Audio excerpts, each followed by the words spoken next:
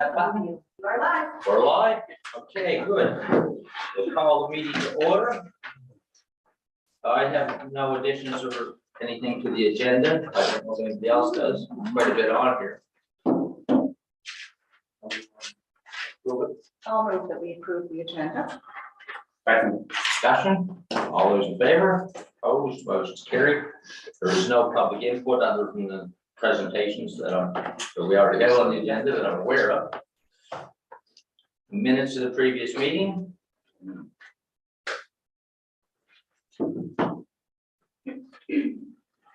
Discussion. All those in favor? Opposed? Motion's carried.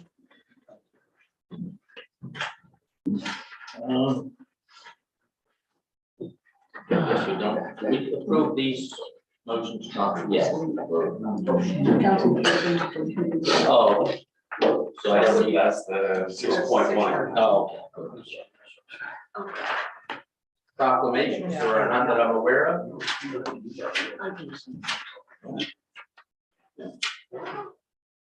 So, our 9 o'clock appointment's here, or is that right at the end of the table? So we might as well move on to that, I'd say. Our health center, Thelma, whoever's. You're ready for us already? Yeah. Oh, If okay. you're We're ready. If you're ready. We're ready. We're ready. Thank you very much. It's actually been a couple of years since we were here last, so I feel a bit remiss in having left it that long. So today we just thought we'd give you an update on what's going on at our health center and fill you in on a bit on what's going to be happening. For those not familiar with the health center, could I have the next slide?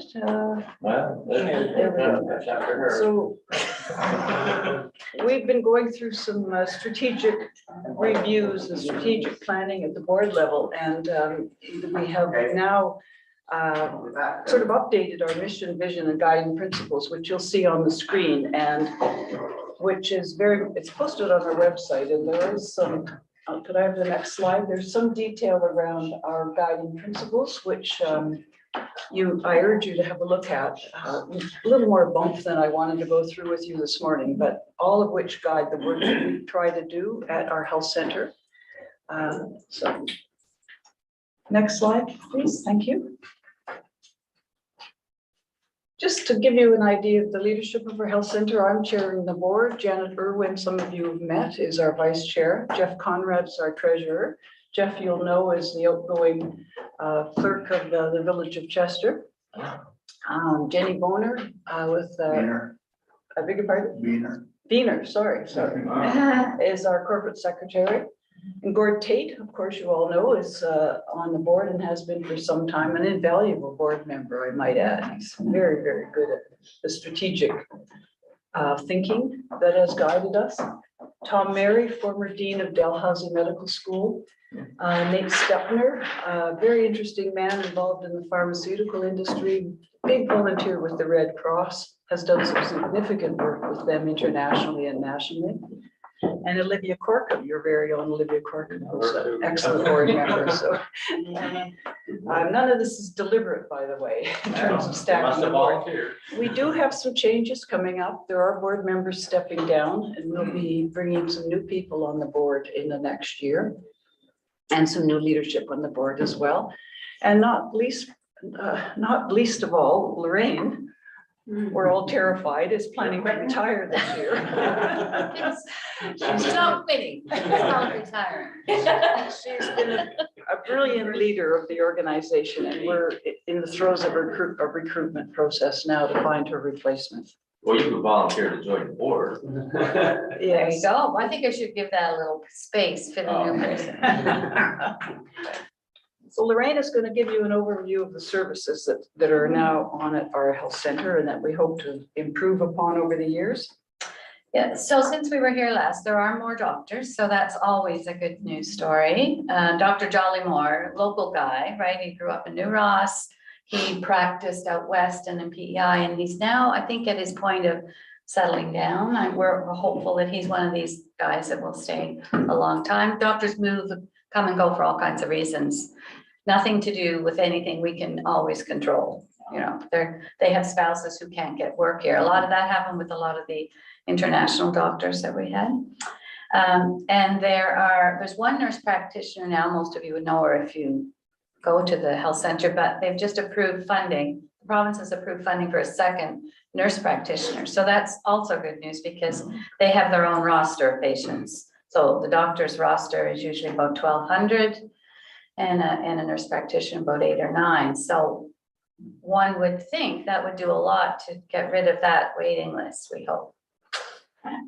There's 2 family practice nurses that share the week, and then there's a social worker on Tuesday. So those are all the provincial staff on the first floor. Diabetic clinic. I was over to visit the baby, Maria, Oh, yes, he's sweet. day before yesterday, yeah. He's a couple of weeks old, 3 weeks Yeah, old maybe 3 now. weeks, yeah. Yeah, Yeah. yeah, so they're both on mat leave right now. And there's some good news there too, because they were both able to find locums for their mat leaves, so maternity, paternity. So Dr. Akhtar is off until the end of June, and he has, Dr. Bone is there doing his locum, and Dr. Finnegan Finnegan, yeah, I get Finnegan and Finnemore mixed up sometimes. Dr. Finnegan is off for a year, but she has she has a female doctor who's replacing her, Dr. Locke. Lorraine, do we know how many people? I still don't go there for my medical treatments. You do not, or you do? I go over to her house. Oh, that's convenient. Yes, Sharon? Do we know how many citizens in Chester Municipality or Lunenburg County even that don't have a doctor? I know, we know how much for the province, but. Right. Do they break it down into? They don't divulge that to us. Okay. That's a provincial waiting list Okay. issue. We know there's hundreds, maybe more, right? So, Okay. And we know from those who come to our medical walk-in that the association runs, how many of those do not have a family practitioner. It's typically running at 50% of the patients who come in. Yeah, Wow. yeah, I'll give you that. I'll give you those stats when we get to that slide. So the province also has mental health and addiction staff at OHC. They have staff for youth on the first floor and staff for adults on the second floor, and they bumped up those staff numbers. So there used to be 2 mental health and addictions counselors on the second floor. There's now 3. And their child and youth services on the first floor have increased staff as well. So there is funding there provincially to do that.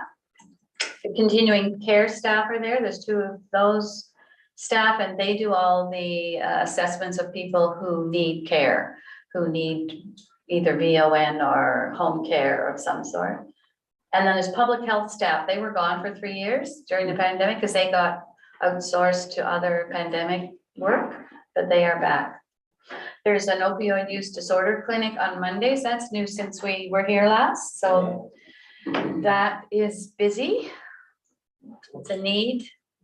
And they rent our walk-in clinic space on the second floor. And part of we did some renovations last year because we were running out of smaller rooms. We took the big community room and divided it into 3, and then we took another room and made that the community room. And then there's a blood clinic has also increased their hours. So they used to be there 2 mornings a week, Tuesdays and Thursdays for a couple of hours, but now they're Mondays and Thursdays from 7:30 to 1:30. So and there's no charge. They took away the charge for the blood collection. When did they start to do that, Maureen? When they took away the charge, I think it was January. It's not just a number of months. Oh, I was kind of, okay. Because all the satellite blood clinic locations run by the province did have a fee, Yeah. but they've done away with that. Mhm. So as Selma said, our medical walk-in clinic, same day appointments. We haven't been a walk-in in the true sense of the word since the pandemic.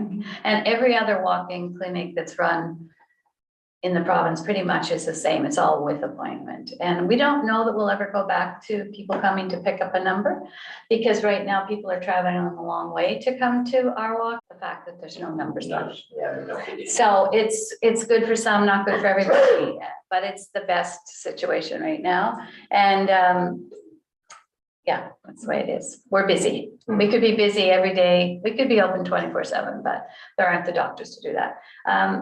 Also, since we were here last, we opened a mental health walk-in clinic on Tuesdays for 5 hours from 3 to 8.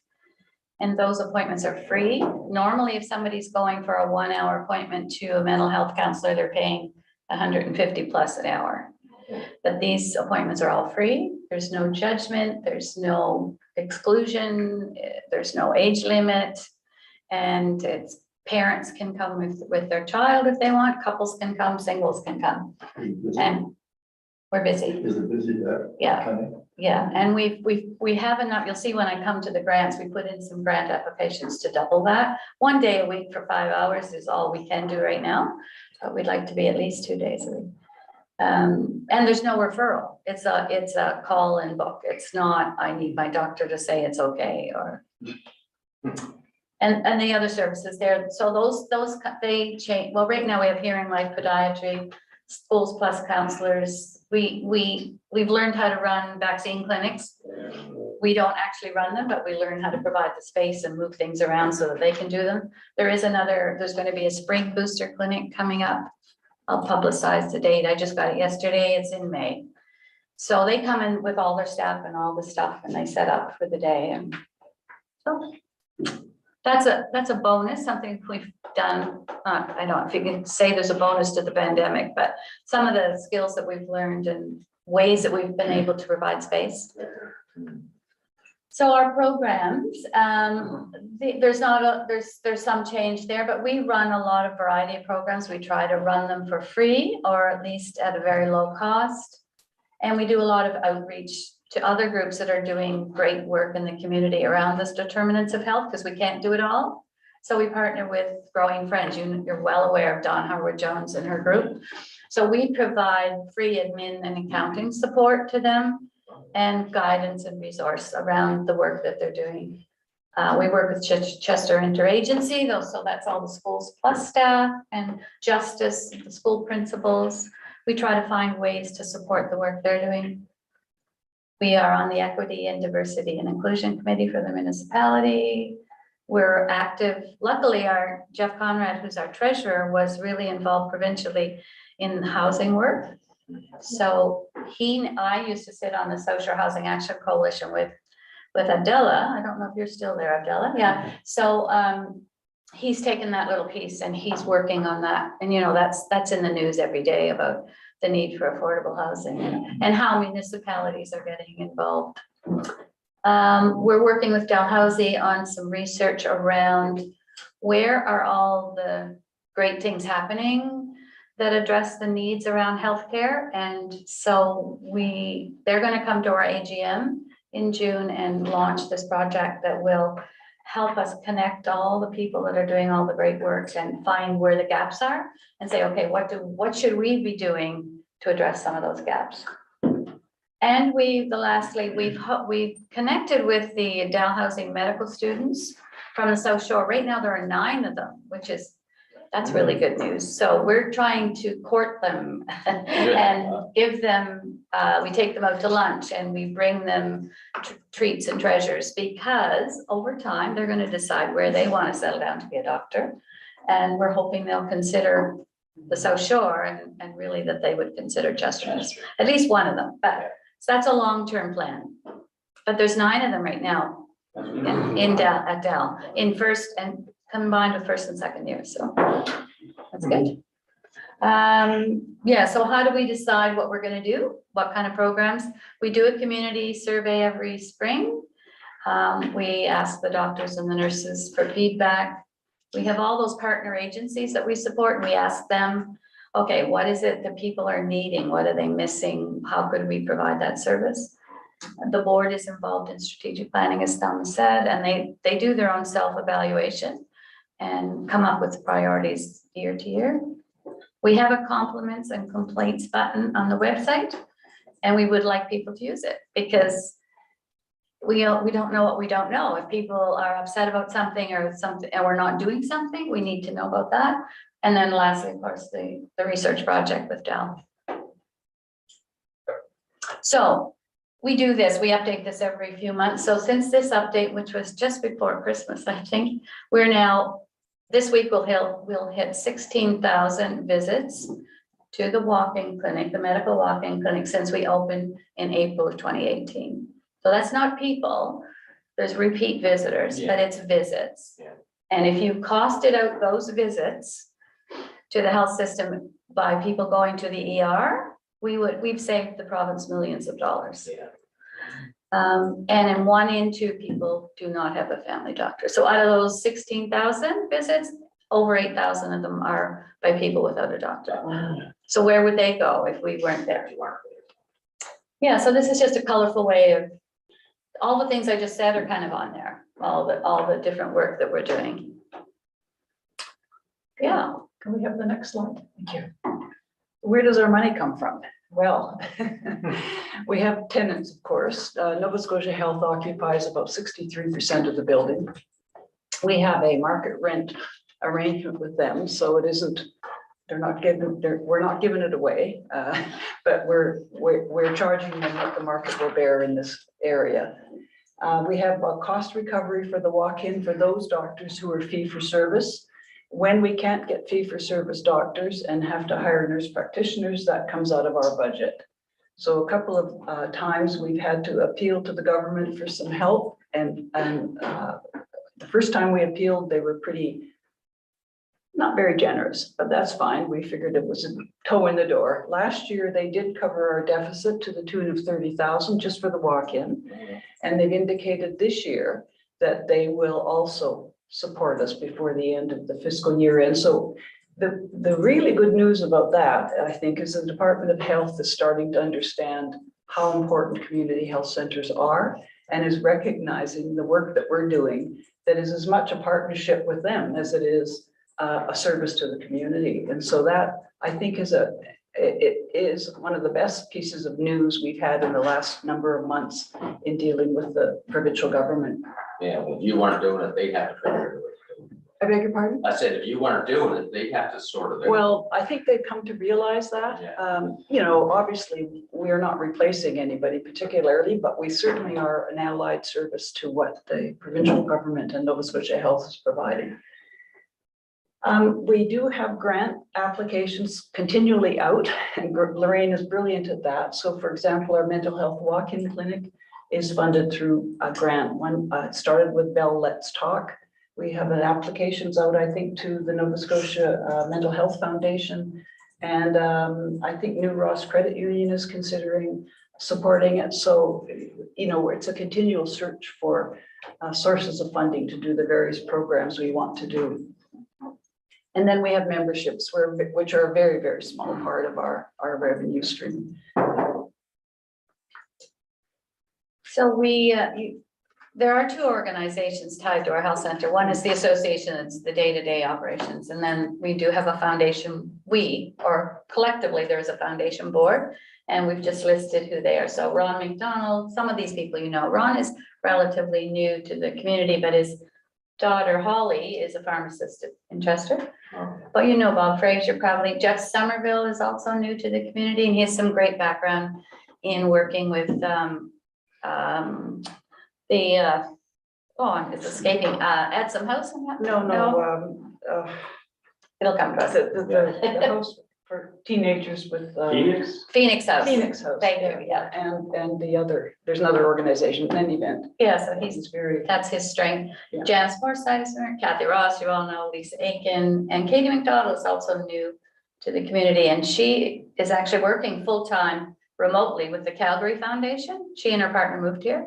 She's able to work remotely, but she brings a great wealth of experience to them. So their projects are the yard sale. It's sort of the grassroots level of fundraising. And they are, they've appealed to take up a space at Chester Golf Club that was occupied by another organization that's given up their golf tournament. So they're looking at that.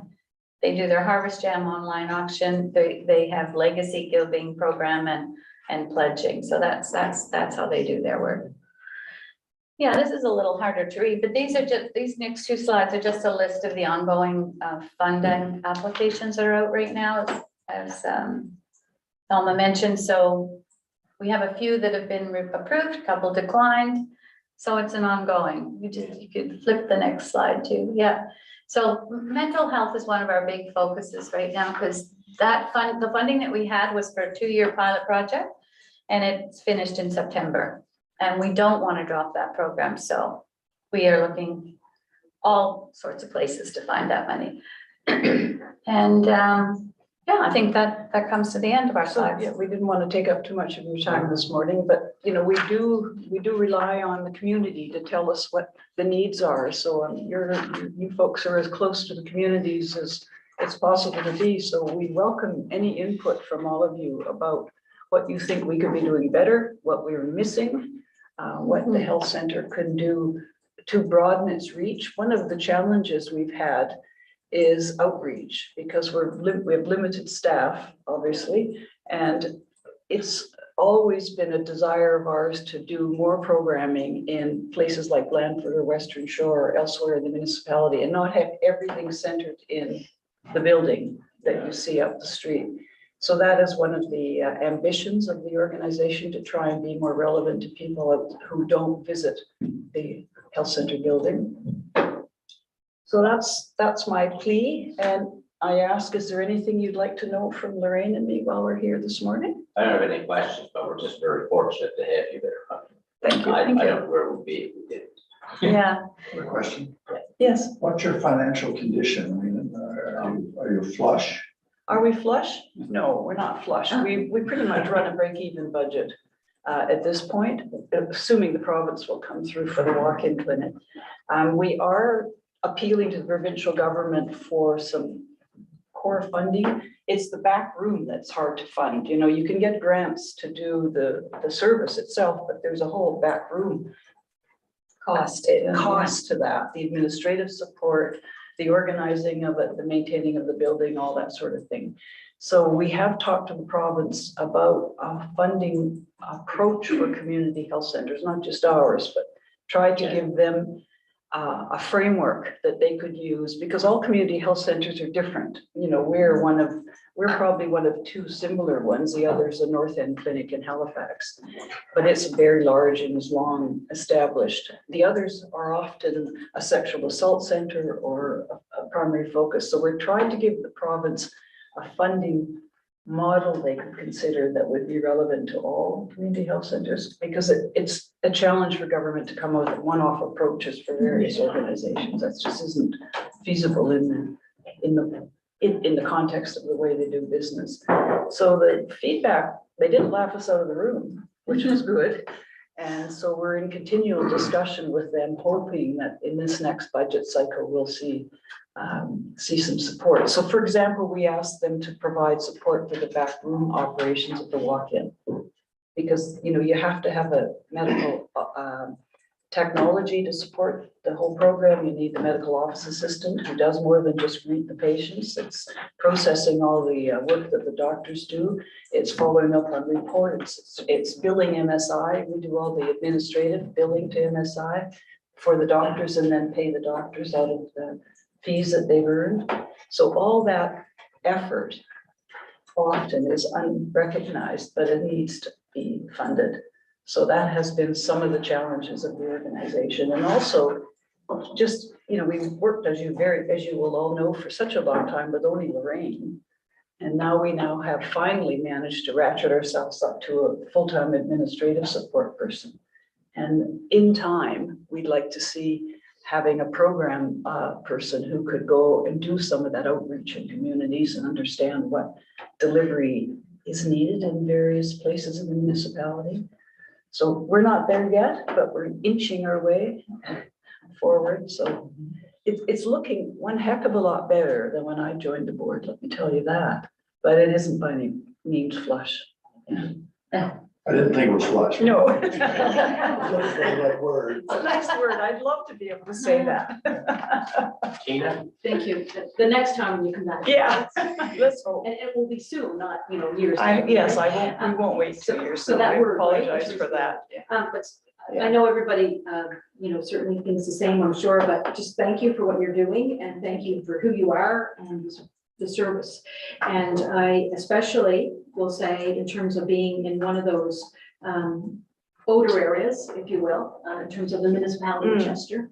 I know that we in New Ross have supported the Area Health Center from prior to shovel in the ground. And I know that, and I can't recall, it wasn't a large amount, but when the request was made to our Community Economic Development Group in New Ross, which again, we're not flush. We raise money, we spend it, we invest it back into projects, but we were able to donate just a small amount to add to that overall small amount. But again, $1 to some groups is very important, right? Oh, it is, absolutely.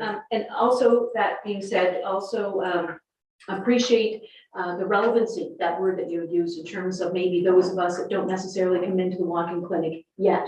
Those of us that maybe just travel into another area, but the fact is, you're there, we know you're there, and when we need you, we're there, you know, knocking on that door, getting the ticket for the walk-in clinic.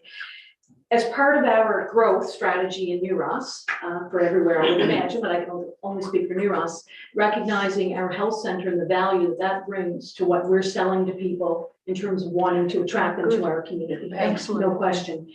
Similar to recreation facilities, trails, the health center. Yeah. And I know with our housing project, wherever it might be at whatever time, you're on that website because we, again, Community Wheels, our health center, they're all building blocks in terms of the components of what will attract people and ensure our success, if you will, right? So yeah, but just you are a part of that, absolutely. Thank you, I appreciate that. Yeah, I'd just like to say thanks, but I think the provincial government has made it very clear that healthcare is a huge priority. So hopefully you'll be very confident in your funding request. Like if, you know, you could always, you like to get everything asked for. So just my opinion that you should swing for the fences for your funding because I think that's open now, which it hasn't been before. Correct. You've always It is seen there. Yeah, there's So- been a shift for sure. Oh, yeah. And they actually, for the very first time, this year, they called me and said, what's your deficit gonna be for the walk-in? I went, So- whoa. So So that's a important. change, that's Yeah, a absolutely. huge change. Good. We're hopeful, for Yeah. sure. Anyone else, any questions, comments? If not, thank you very much. Thank you. Sorry, we just barged right in here. Have a good retirement. Yeah, I'm trying. Not there yet, but thank you. Okay, Carol. Thank you.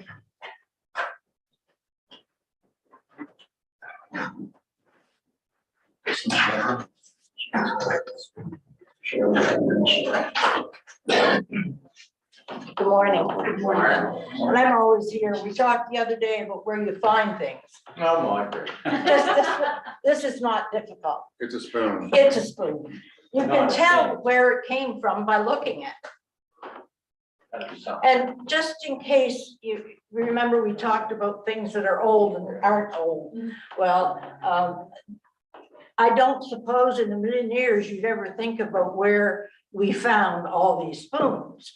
The other day, so the other day, somebody says, I have a bag for you, and they passed me a bag of probably about 24 spoons like this. And so I'm thinking, whoa. Anyway, they found them in the back of a drawer at the Chester Fire Department. Oh, yeah. So they've been there for Caboose. who knows how many years. But anyway, it's interesting that things like this come up all the time. When they tore down the Hackmatack, they had dozens and dozens of chamber pots that nobody wanted. By then we were looking at toilets, and they didn't know what to do with them other than to just smash them up and throw them in the dump. So the painters in town bought them for minimal price and used them for paint pots. They put their paint in them.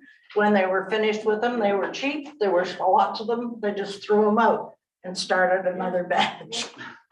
So just interesting bits and pieces. I remember when that used to be there. So do I. Used to run the deck That was always the thing, because I lived on the back harbor, Mill Cove. Yeah, after it was gone, we used to go up and sit in that tree out there. Yeah, so, but the deck was long and it had, curves and things, so the girls would come from the show, it was dark, and run like crazy across that deck, because you never knew if someone was gonna jump at you. They never did, but of course, the boys in that day were such gentlemen.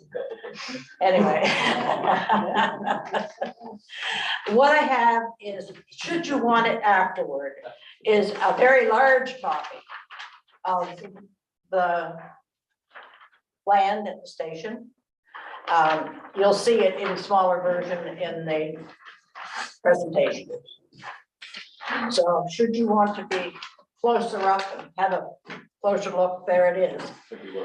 I was asked to bring a copy of the audited annual report, which I did, and you have a copy of it on your desk, I believe. So right now, this is what the station looked like. 1905, 19 through, well, even into the time that I was young enough to be able to go by myself. So you see the freight shed with the raised ramp up to it. They would have, there were 2 train tracks there, one that ran in front of a coal shed, the other one that ran in front of the buildings themselves. Here, the level of that ramp would have been the height of the floor of the boxcar. And so what they did was to wheel the goods and things that came in into that station off the boxcar on a ramp into the freight shed.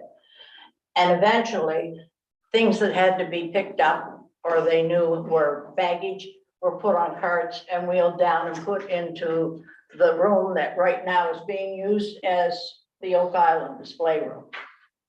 And so it saved the job of pushing these things up and down. They had some help mechanically, if you will, to make it easier. The steps that face the south would have been access for larger things where people would come and bring their things to put in the freight shed to go on the train or even to come off the train. I can remember that we bought a boat one time, 16 foot or something, aluminum boat that came that way. Anyway, so we're talking about the station itself. This is probably circa 1903. The one on the left shows the building starting of the station. The other is the tower that was there because those trains ran on steam. And there was a water tower there, which was used to fill the station, the train as it came, and the coal, of course, to supply the fuel. When we started, we didn't have a rail bed. So you can see the rail bed that we've constructed. This was all done by volunteer labor. And you can see the caboose that we received. You can tell by the closed off windows that we do need some windows. And there's work to be done on it. There's no question about that before we can use it. And so part of what we want to do is to renovate that. So we're talking, please. Yes. All right, so when we talk about the caboose restoration, we're talking about replacing windows, cleaning up the interior because it sat for, well, 1979. It's a while in a scrapyard. We need to replace part of the floor. There was a leak, but not all of it. We need to clean and paint the exterior and the interior. To install the steps and repair one set. There's 2, one for each end. One is in bad shape, the other, but it can be fixed. The other is in good shape, can just be fastened back on. And we, of course, will continue to look for the pieces that we need that are missing. There are particular lights and seats and tables, whatever.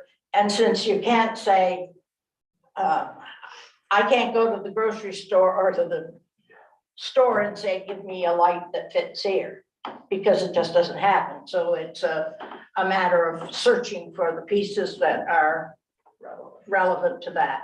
And to price that, it's pretty hard. I have no idea. Sometimes they're free, sometimes they cost, sometimes you can't find them. Okay. The freight shed restoration, and you're looking at the back side of it, and I'm sorry, I was too pushed to go find a beautiful picture that doesn't have that in it. Those are the trucks that go under the caboose that you're seeing there. This end of the building, we don't want to change. It's original. So we have the door where people could come in and go out. It's not large, but it is adaptable to what we want to do at this point. So we want to make it, we first of all have to add power. Right now it's got knob and wire, I think they call it. We're not going to take that out, but the lights that we put in will be up above the rafters, so you won't notice them so much. And they can be disguised, if you will. This building is open. There's nothing fancy about it. We're not going to gyp rock. We're not going to do anything but leave the floor as it is and make it safe for use, clean it up. The idea is to be historically correct. And it never did have all those good things that we think of as the interior of the building. It was just the framework and the outside cladding. We want to add plugs, of course, because you can't do display without lots of plugs. And we want to make the freight shed accessible for everyone. Yeah. Right now, there's no way that anybody with a disability can get in that building. We've been offered, and this started basically because Dwayne Porter came to us and offered us the use of his collection, which had been set up at the Lunenburg Railway Museum, which was between Bridgewater and Lunenburg. And if you've ever been in, you know that he has a wealth of information and artifacts and so forth. And we looked at him and, you know, we thought, well, what will we do if we took him up on this? I mean, how many people come along and offer you a ready-made display who is willing to redo it to fit the freight shed and offer to supply the documentation and things that he's collected? Well, not very often. So that led to, what do? We don't want to not take it.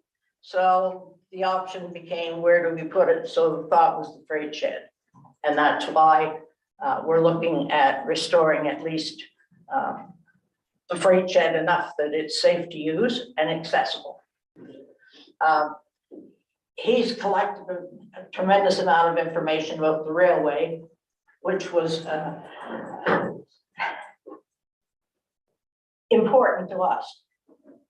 It was our link to Halifax and to Goods and to Bridgewater and all sorts of places. And the other thing basically that we need to do there is to add a railing on the steps leading up to the door of the freight shed, which is behind that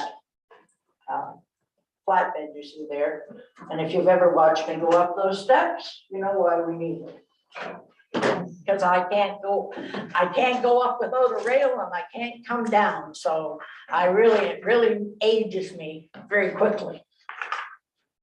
So in the station itself, we want to, we've already leveled the ground and we've placed the caboose on the rails. And so now we're looking at putting in what was originally the boarding platform. And that boarding platform ran in front of the station, between the station and the rail track. And it extended over to the freight shed so that the two were connected. So here we want to connect this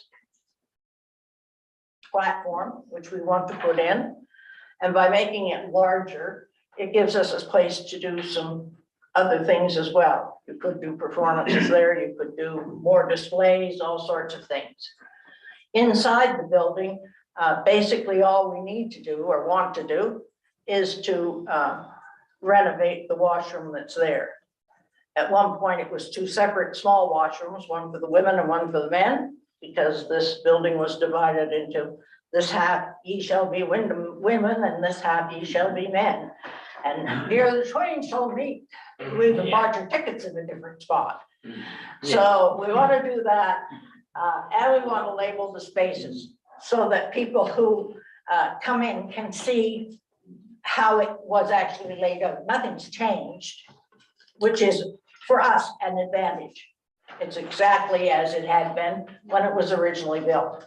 Upstairs, although we don't use it, has a very steep set of steps, was station master's quarters. And it contained bedroom, living room, kitchen, bathroom, and people lived there. And we still have people in the village who were or had family members who were station masters and they lived there. So we have a pretty good idea of what went on and what it looked like and so forth. Will we ever use the upstairs to show? Probably not. The stairs are really steep and difficult. Right now, the Drama Society, we rent space for them to store their costumes and so forth. And we have some storage space up there. They don't keep them upstairs in the tavern anymore? No, they haven't for a number of years. When they started to renovate the tavern again, they had to move their things, and so they wanted a spot. Going up there looking at it every once in a while. Yeah. And so. When you need an address? Well, we use some of the stuff from up there on occasion, yeah. Yeah, it was used for various things, but I mean, now they have it set up, so if you go in, you've got a room of hats and a room of men's things and ties, and ladies' dresses and Black leather, turncoat victories. black leather jackets. Yeah, there's probably black leather jackets there too. Selection of black leather. See? You know more about what's up there than I do, because I very seldom climb those steps if I don't have to. Great resource. Yeah. The land that we sit on, we own the buildings, but we don't own the land. We lease it from Taunton Natural Resources.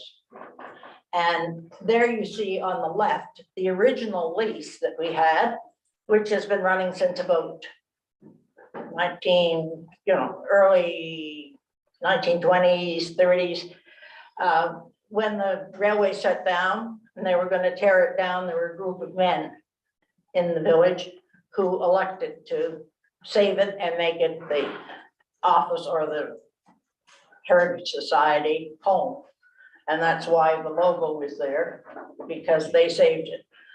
They leased it to us, and in 2019, we redid that lease and asked for additional land, which you can see on the right, that small red narrow strip.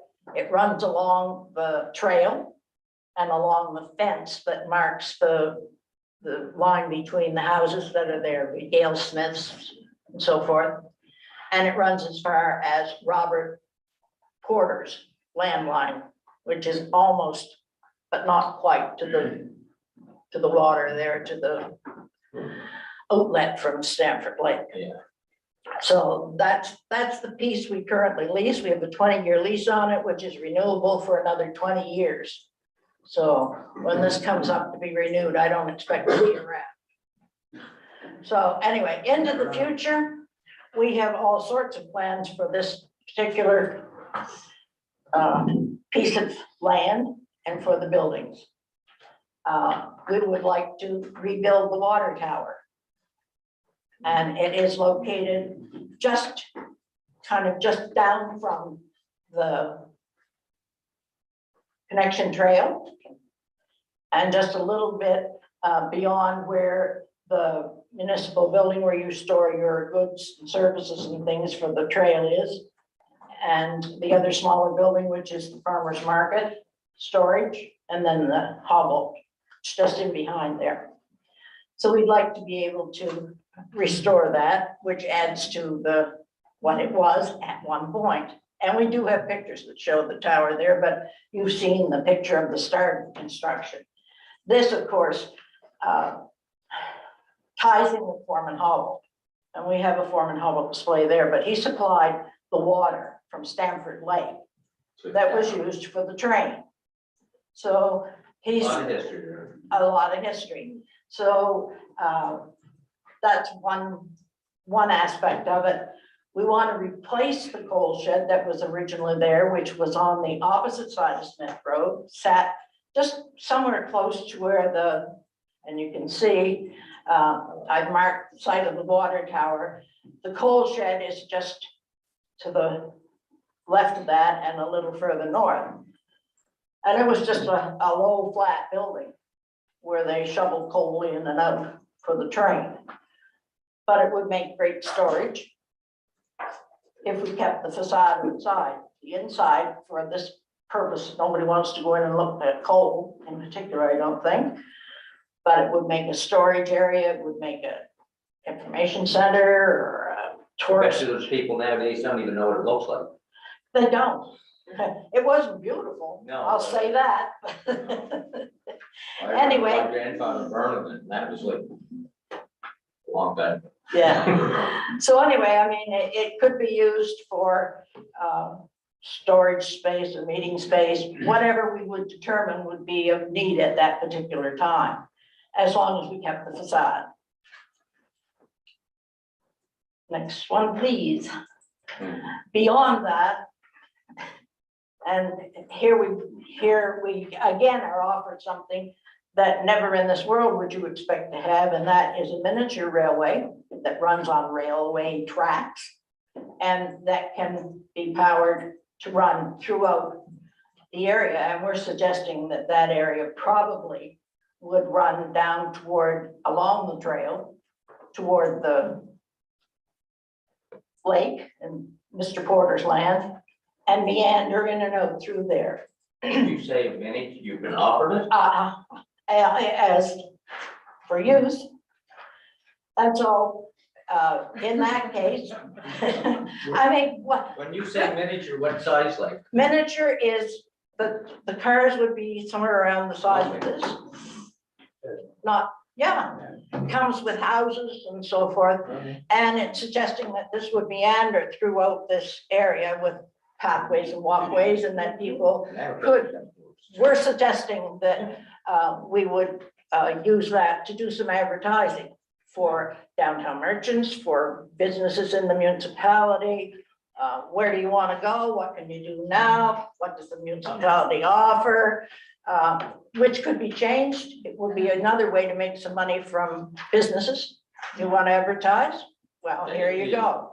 You're coming along and through. You know, you could stop at the water tower and visit the archives there, whatever. It would be possible, of course, to move the hovel display, which is just a small building, over toward the tower. So you could include that in the information as it comes past. There are lots of stories about this particular railway. It was known as the horribly slow and wobbly. And the word we've changed hellish to horribly. But anyway, it went with the Halifax Southwest Railway, which is what it was originally before it became CN. And so it was known that way. The one that ran through to the valley was known as the Blueberry Express. The word was that you could get off the train, pick a pail of blueberries and get back on. So everybody had one or the other. Again, we're looking at, you can see the two sheds that are there, but in this picture, there are two, there are three now, smaller one.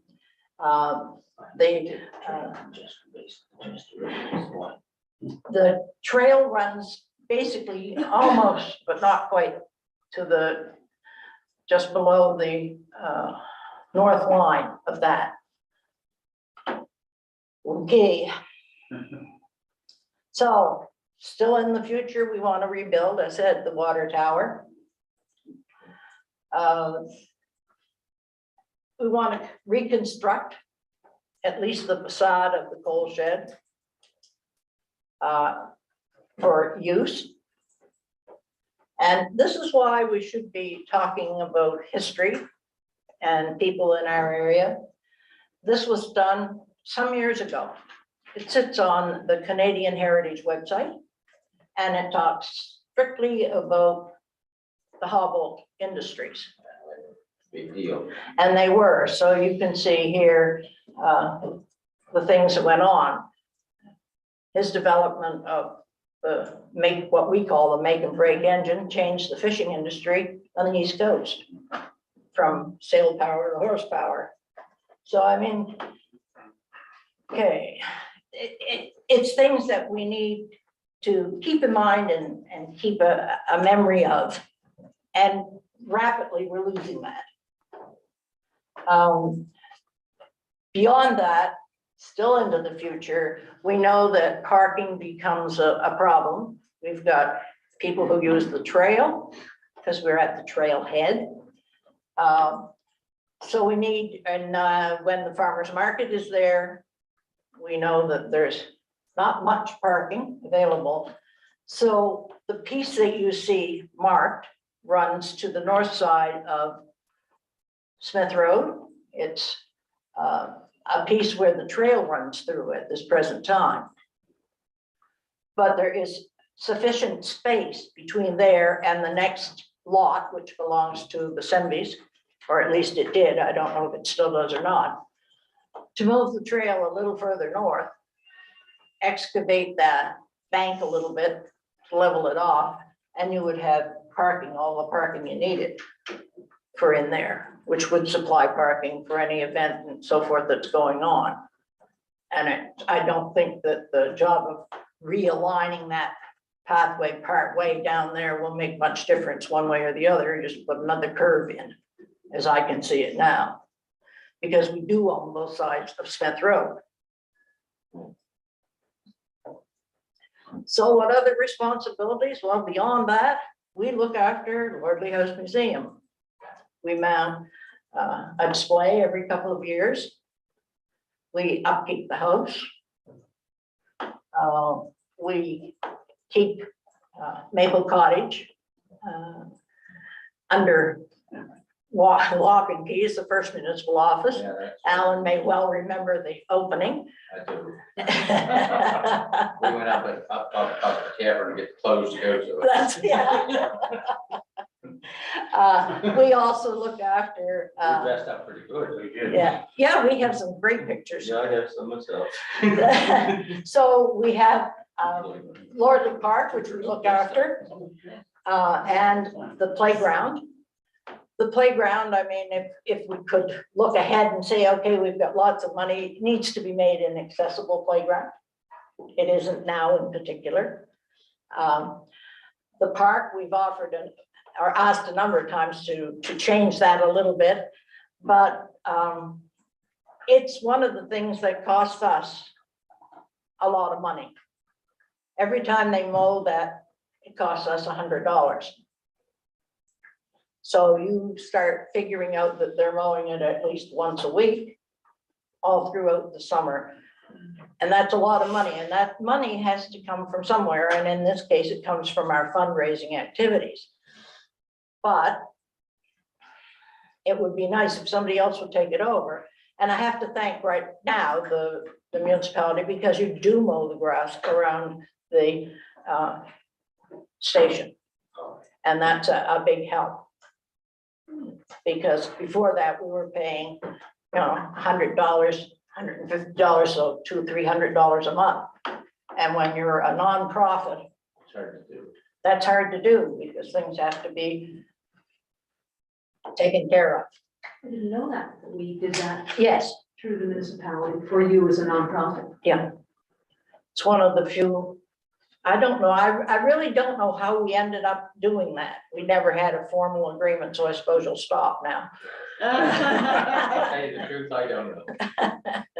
Interesting. Yeah. The picnic in the park, of course, is very popular. And we have people who support that. and support the local artists. We've had great support from the Danny Hahn Trust, because both he and John Chataway were responsible for that. So we come back to why, and of course we continue to do research and archive things. And I would point out that we do it not only for the village and the municipality, but also for Blanford area as well. We hold their holdings at Lordley House. And we've just finished databasing and accessioning all of their materials. And so that they can come and find their information more easily than before, where they were only open just through the summer months. Here we're open from June to September and available almost any time. Terry? Actually, a question. What's your vision of Heritage Corner up there with the Lordly Park and house and? Well, I was sticking to the station, but the Heritage. But we can go through that if you like. Just that- briefly. The Heritage Corner was a development between, or a thought between Don Harwood Jones and myself. It would include Lordley House, the library, St. Stephen's, and St. Augustine's. And it is, and at one point would have been the Chester Town Hall and that sort of thing. But anyway, those corners, in that area, we have the older graveyard, we have St. Stephen's, and we have the Teaser Cross, the members of the Teaser that are buried outside of the graveyard there. We have the story of the family who owned the Zoval and gave it for use as a library. St. Stephen's is a church that was torn down in one Sunday after one Sunday service, and they had service the next Sunday. Oh, wow. And so the thought is that you would have people who would be tour guides, if you will, to see that people would know these stories, that they would retell those stories. And they could be dressed in costume. The idea was to dress them in costume, so they would have the museum. And then they have the story of the Zoval, and they have the story of St. Stephen's, and the Catholic Church, which has a number of older graveyards, contains tombstones and graves of, in some cases, entire families who died in the plague that went around earlier. So when you look at the list of people who are buried in that graveyard, it's sad, very sad. I hate to say anything, but we're getting a I foot know, behind. I hated to. Yeah. That was a purpose question. Everybody knows why. Okay, so anyway, why should you support the project? Well, first of all, it will generate greater tourism visits. It will showcase one of the few remaining railway stations. This one is circa 1905 when it opened, and it's still as it was then, basically. It'll provide information about the municipality's reliance on the railway, because it was used not just here, but Chester Basin, all I was over. just telling Dan, I've taken train rides from the Chester Basin Station down to Chester. Well, I went to school with the, He's all right. I went to school with the train station master of Chester Yeah. Basin's kids. Yeah. So it also connects to the story of the municipality during the Second World War and the Hackman attack and the people, the Norwegian sailors and so forth that were here, and how the town itself helped all of that. We've got a monument down in the parade square that acknowledges that. It provides work for interpreters with disabilities, because if this is accessible, that means we can use an accessible worker, a person who would need accessibility to act as a guide or so forth. And it makes the museum accessible to everybody, young, old, and whatever. And it's not just Chester. We should be pushing for the municipality as well. please, one more and then I'll stop talking. It will provide advertising for both the village and the municipality. Because I think I've said before, we don't blow our own horn enough. We have many things here that people need to do. How many people can go out and have a tenting night under a windmill? Or visit, take a tour around Oak Island or what have you. It provides, or would provide, and I think it should, activities that are available throughout the municipality for visitors. Because people always ask, what can we do? So we should be developing one that says, visit Ross Farm, walk the trail, climb Castle Rock. Yeah, go to Bayswater Beach, visit the memorial that's there, visit the fishing, whatever. I mean, there are all sorts of things that people could do. They just don't even know. They don't know about it. And if you don't have the people who are in your ambassador program with time to do that, this is a great spot to think about how you can make that happen, because we answer these questions at the station all the time. We want to make it become a programming and storytelling area for the municipality, so that people could come and tell us stories, we could tell them stories, not necessarily about the railway, although you could, but it would be nice to have some of those stories. There's a Mr. Corkum who built or redid the tavern downtown, and he wrote stories that are hilarious, that would be wonderful to share in a group situation. And that list what went on in the municipality. Over there. Yeah. We also provide the co-op for local artisans, which gives them some money and makes us some money. But basically, we want to preserve our local history. That's our mandate. In any way that we can think of that can make it happen. And thank you very much. That's the budget that you didn't want to see. Approximately, and this has not been, the work on the future projects hasn't been even filled in on this. Yeah. So, yeah, this one talks about all of it for the project to get it to the point where we have the museum up and running and the caboose Up and operating. up and operating, we hope, by this spring. And in Canada, they were planning to use it in a whistle, so we have to get ready to warn Gail that we're gonna be blowing a whistle. Well, council wanted you to come in and give an update, and I fully expected you to give a detailed one, which you have. Yeah, well, what do you expect from I history? mean, this is all related to the grant request, and people want more information. I don't know if you have additional questions for Carol or not. I do. Do you? Well, questions and just conversation. Yeah. So when I think back on when we deliberated, it was only last week, was it? Yeah, it was, Only yeah. last week. So thank you for coming in. And You're first off, you are a driver. You really are. I mean, in terms of the Historical Society and the Municipal Historical Society. It's thankless at times, isn't it, right? Yeah, oh, yeah. So I'm looking at the two budget sheets, one that was submitted as part of our deadline requirements, January 31st.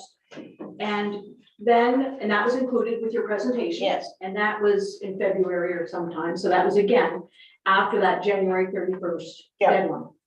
So if we're looking to our guidelines and our deadlines, so I'm just reminding myself as well as everyone here. I understand that you were looking at the first one. Okay. And so I'm just saying at the point that we sent that in, we were talking about the station platform and the lights and so forth in the shed. And we hadn't gone further than than that. That was what we thought we might get money for. But the actual project is longer. And you ask, will I be asking for more money? Of course I will. I mean, why would you ask me a question like that? But I mean, that's the thing. So this is, I know perfectly well where we're coming from for the first one. This one just spells it out a little further, but doesn't include the restructure, the construction of the shed and the miniature rail line and all those sorts of things. This simply deals with.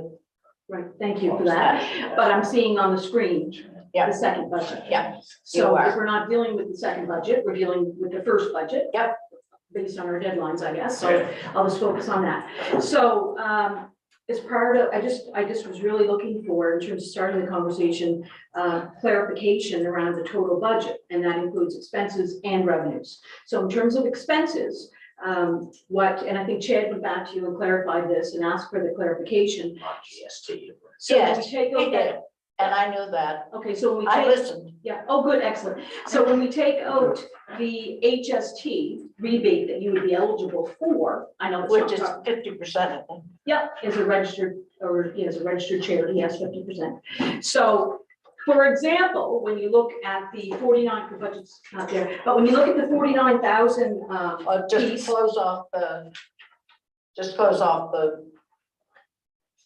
slide, so you don't have to be puzzling which one you're looking at. and I don't need to get into the figures, I know, but when you look at the 49,000, you back up the HST, which is 50% of 6391, the total of real expense on your budget is 45,804, not 49, right? So when you reduce all of those expenses, so I'm just looking for clarification around the totality of the expenses and the totality of the revenues. And I have a question about the revenues. Okay. If you don't mind. So our major project guidelines will say 70-30, right? So the council will fund up to a maximum of 70% of the total project budget. Groups must secure the remaining 30% from other sources. A minimum of 10% must be cash. We know that. So when I look at your revenues, I'm just looking to see what ones, and I know that you have them in the columns, I guess, what ones might be confirmed and not confirmed. And I'm going to look to Chad as well as council. So in the case of not having confirmation, I'm okay with that. But do we do our grant based on? You're sometimes subject to. We do a conditional grant, which is what other levels of government would do. So I think we should do as well. That's great. I'm glad to hear that. So part of that 30% though, it appears as if it's, and this may not be correct, it might be a date wrong on here. All right, is part of that 30% outside of this fiscal year, like the provincial business accessibility grant? Those are the other ones that we couldn't apply for this year. We needed to have, first of all, they had to be in by the 14th, I think, of February. In order to do that, we had to have more cash, which we didn't have. So we couldn't apply for them. So we applied for the one from council, knowing that we can apply for the provincial ones, but not until next year, because that doesn't come due again, or whenever the next due date is. I think it's not until the next It's an year. annual intake. Yeah, it's an annual Yeah, it's one. been an annual intake. So we can't do anything, but that would, we can apply for an accessibility grant. Yeah. And we can apply for upgrade to historical properties grant. Cool, perfect, excellent, So those are the two that we have no way of knowing right. at this point. And I haven't heard back from the Hon Trust nor from the commission. It goes, the ask goes to the commission at their next meeting, which is in April. And Sam also already has for the Hon grant, our request. Perfect, and good luck with that, and probably it's gonna be a yes, I would hope, from the village commission, and. Well, I don't know, I have to recuse myself Yeah, from that. exactly, right on, perfect. So again, Chad and council, this is a first for me. Part of that budget is outside of this fiscal year that we're talking about, so we're gonna have to think about that, because just to public, sorry, Carol, but when we think of other, again, projects that are gonna be coming down next year, the year after, we could be looking at And we just want to make sure that we're fair and consistent with our decision making. That's all I've ever said here. So that's it for me for now on the budget stuff. Okay, thank you. Okay, Andre. Okay. I have a few questions. First, Mr. Porter, I guess we're working with him, and is this part of the exhibit that used to be at the Lunenburg Railway Museum? Yes, it is. Yeah, why did that close in 2020? It closed because where it was located, the landlord, he didn't own the building, he rented it. The landlord wanted to take over the bottom half of that building and rent it out for more money. So he didn't renew the lease. But what he did in place was to allow him to store his things upstairs, but not as a display, just store upstairs. And he in turn became the caretaker of the building for him.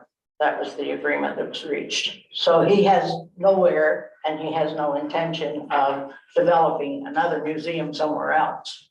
So he was looking for a place to put this, and he came to work when we were laying the railway track because he had the information we needed about the width and this and the tools that we needed to lay track and so forth. Okay, well, I mean, I could get into the minutia of the budget and stuff like that, but Councillor Connors has done that. What I'm more interested in, it's been a focus of council lately, is ensuring that when groups come to us, that their mandate aligns with our mandate.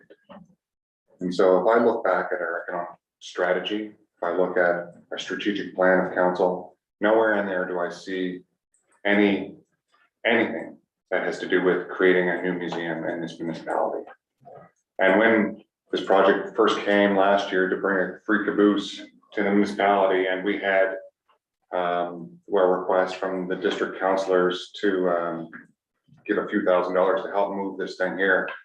At that time, there was no discussion of this being a multi-$100,000 project that would be basically 100% funded by the government.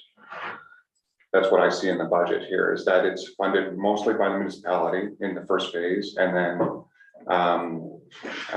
the remainder is coming from the province or the Danny Pond Trust or the Village of Chester.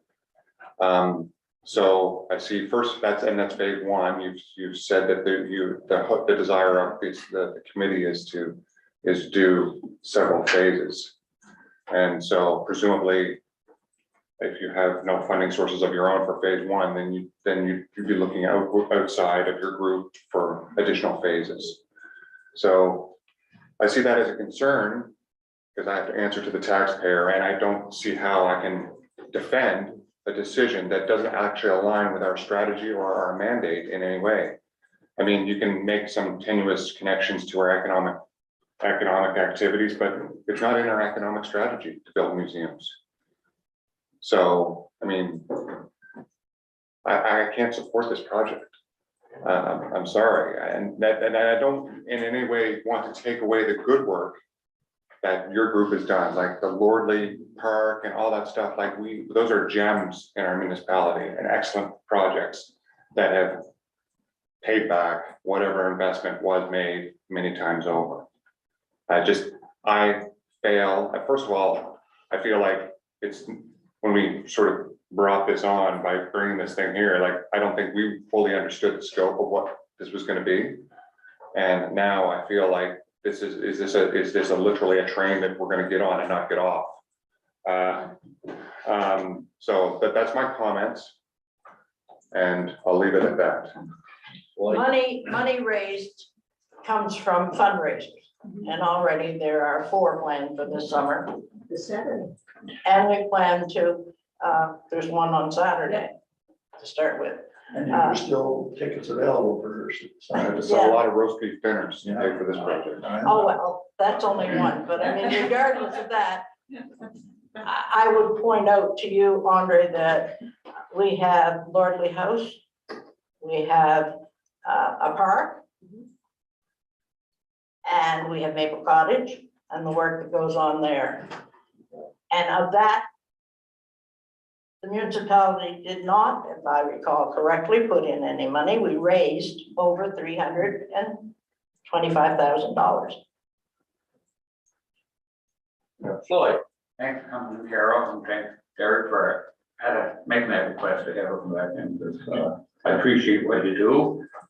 And I just wonder, I don't know if it's about part of our mandate, but we do have on our trail system gem properties.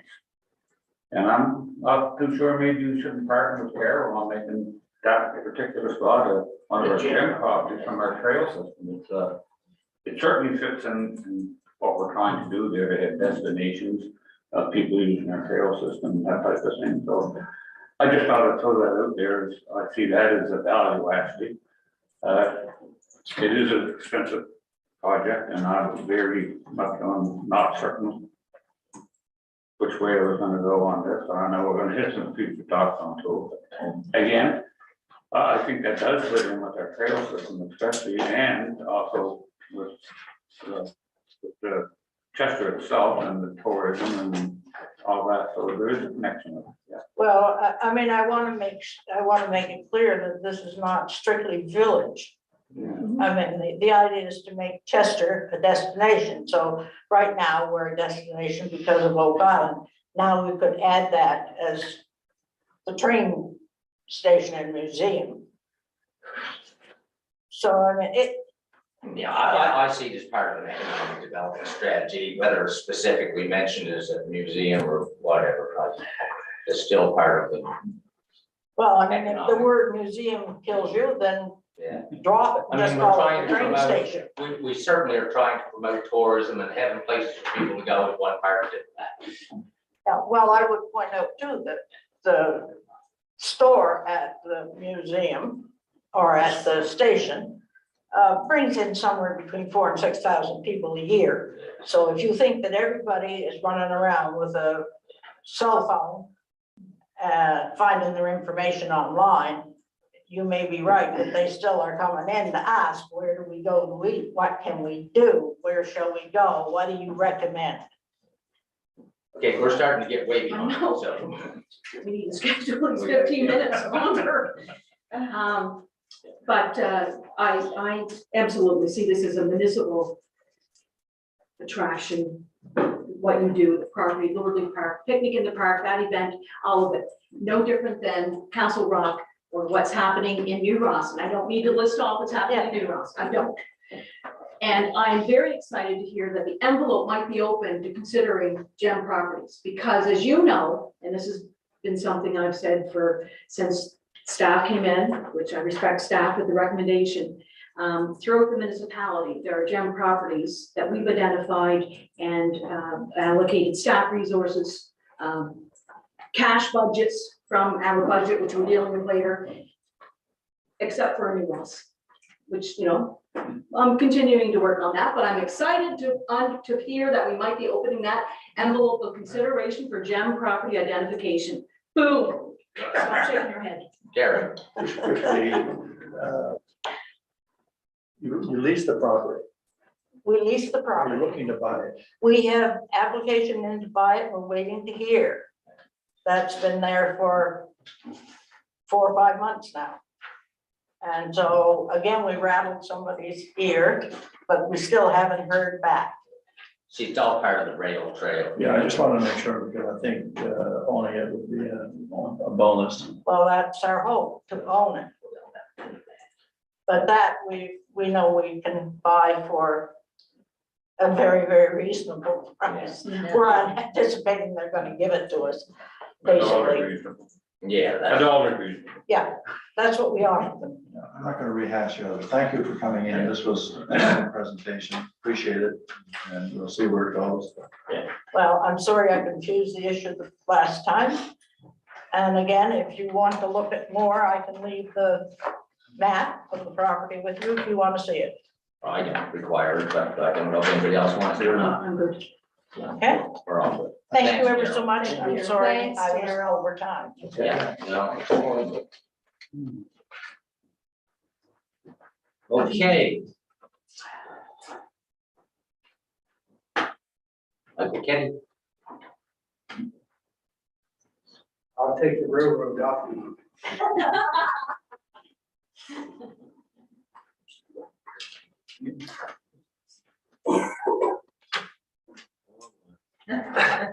Morning, Good morning. Morning. board and counselors and others. I know you don't want me to say anything about the railroad, but I can't help myself. I wanted to say something. Short connection to New Ross, little farm that we live on. How much product was shipped off of that farm over to Chester Basin or Chester, I'm not sure. Then on the rail to Yarmouth, and then on steamer to Boston. Butter, hundreds and hundreds of pounds of butter. It was a weekly thing. Yeah. So our little farm we lived on, plus others in the community and along the road as they went, I wonder how many pounds of butter they ended up with by the time they got to. Christmas trees, I remember Chester Basin, that place was full of Christmas trees that the train picked up and took off. It was about the visiblest thing to load into a boxcar. you can imagine. Mr. Kenny, thank you. Well, It is our history. when we, the old house had a box of a chunk full of letters in it. And that was the correspondence back and forth, it was pretty well about butter. Anyway, I do have a short presentation. That has nothing to do. It has nothing to do with butter, but I was sitting there thinking, butter story, yeah, right. Mm. I realize that you folks have had a fair amount of correspondence.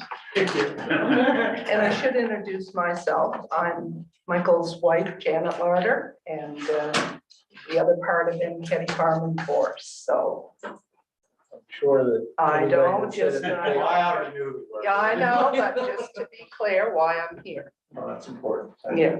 I thought that's who you were, but I wasn't sure. Yeah.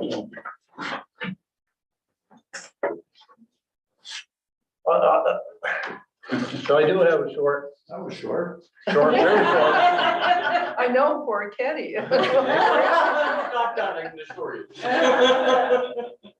I'm sure you're gonna have a few questions when we're done. A few statements in Mr. Moore's reply to council that I want to address.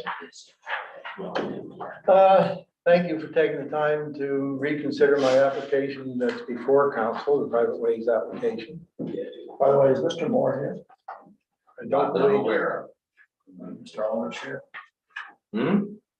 He couldn't be here today because of another appointment. No, I just want to make sure the other parties aren't here.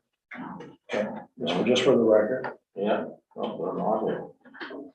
previously you had reserved a decision on moving our private ways motion forward until the issue of trespass was dealt with. As you now know, this matter was decided and resolved in favor of Alders and clarified that no right of way exists over Alders property to the Russell lands at this time. Although I believe that given the opportunity, I can show that historically all the Russell properties were accessed over the Alders property. That's not the question that's posed to you today. Today, I simply ask that you vote to allow the motion to proceed to the next step and appoint a commissioner to study the facts, hear from both parties and decide the issue in question. An argument brought by Alders and his council that this application should not move forward because the law itself is seldom used, that municipal council should not be involved in these issues, and that there could be a financial liability to council. Well, I'm not sure what liability is being referred to. Is it a threat of future litigation by Alders if you approve the motion? I don't know. If it's the question of cost, I can only repeat once again that we are happy to guarantee that the cost of the proceedings bear no burden to council. I would agree that this law is seldom used, but that does not make it irrelevant. The Private Ways Act is as relative today as it was when it was drafted. It serves the same purpose now as it did then, a way to resolve issues of access when other ways fail. The act is written in fairness for both parties as to whether council has a place in resolving issues of access. The act absolutely gives council the ability to begin the process to facilitate a solution where two parties are unable to. And I I'm gonna use that word assume, but I know it's dangerous, that, everybody's looked at the reply from Mr. Moore. Yeah. In it, he makes, he references once again to two right-of-ways that are registered with this property, the Russell property. I've said and I repeat, there is no registered right-of-way that goes to the Russell property. He talks at length and he talked at length before about the right-of-way from Adams Road. Yes, and it was attached to the Russell property, but it didn't go to the Russell property. It falls short, and his map, if you look at it, there's a 300 and some acre parcel between where the right of way stops and the former Russell property. There is no right of way over that property. There's another reference to a right of way that was held out by Gold River Pulp Company, I believe, over what we would refer to now as the used property that borders on Route 12. Yes, there was a right of way held out over that. There's no right of way held out over that other larger piece of property that lies in between.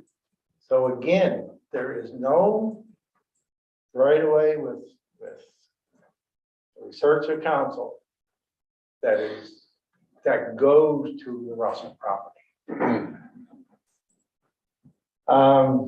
So you're basically saying you're landlocked at the moment, no matter what anybody else tells you. That's our position. So as I understand it, based on my recollection of our last conversation, we had discussed it. The purpose of this request is to appoint a counselor, or sorry, a commissioner that will delve into it, decide if this is something that can be resolved, and then if so, perhaps make a proposal to the affected parties on some sort of resolution. As that we're not deciding whether there's a right of way or not a right of way. And the reason why we postponed the decision is because there was some question whether you actually had a legal right of way. There's plenty of right away. And that was resolved. And that had to be resolved, or that is resolved, you don't have the right of way. So, you know, I don't know if we need to take any further discussion with our solicitor, but it, you know. I think we probably should get an opinion, but I agree with you. Like, we postponed any action because we wanted the court action resolved first. Yeah. And now it's clear that there is no such thing as right away unless somebody tells me different. And so it's just a question of, do we get down the road of appointing somebody? It's we're not making a decision on one way or another. Are we going to allow the process to take place and at his expense? Yeah, no, I just like to say that if it was me and I was in Mr. Kenny's position, I would use every instrument within the law to help me. Now, we didn't make the law. We didn't make, that law back 100 years ago, maybe it shouldn't even be relevant now, but it is. So to me, I'm just saying that, you know, he's trying to solve a problem that would help him with his use of the land, which is absolutely useless now. And this is what this act is for. That's the way I see it. Yeah. So the question really is do we refer, I mean, I don't know, some of it you just got like last night, right? We could have a chat. After, we'll have to have I a reviewed, I looked at his letter and I've done a little bit of research on the right of way, so I can comment on it.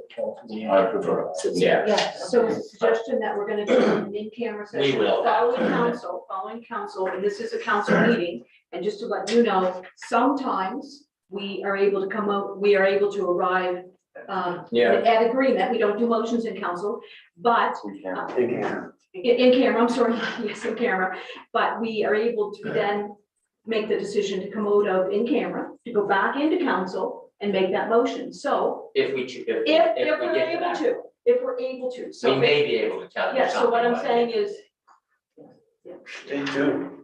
yeah, but until we talk to Sam and Cameron, and get legal advice, we can't do that. Understood. Is there any other questions? I think you I think I supplied know sufficient now. documentation. I have Other. sufficient info. Well, thank you for your Thank you time. very Thank much. you. Thank You can take the railroad back. Yeah. You start a butter business. Well, I know I'm going, we gotta have a 10-minute break.